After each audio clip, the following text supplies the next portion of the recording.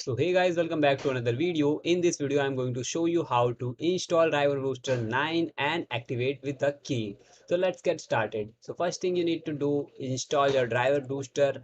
So I have downloaded the browser on Chrome browser.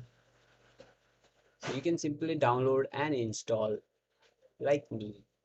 So here if you want iTop VPN, you can simply click, you don't need, you can uncheck and click on install button.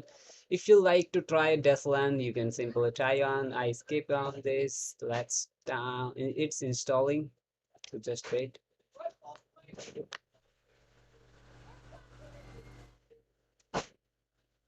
So here you can see this icon driver booster 9. So it's installing and I think it's verifying the program. Let's refresh once time. So here you can see the instruction. Let's scan now. And here you can see simply free.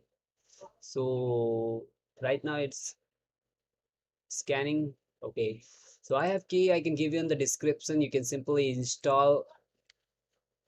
So here are my keys. Let's try to activate.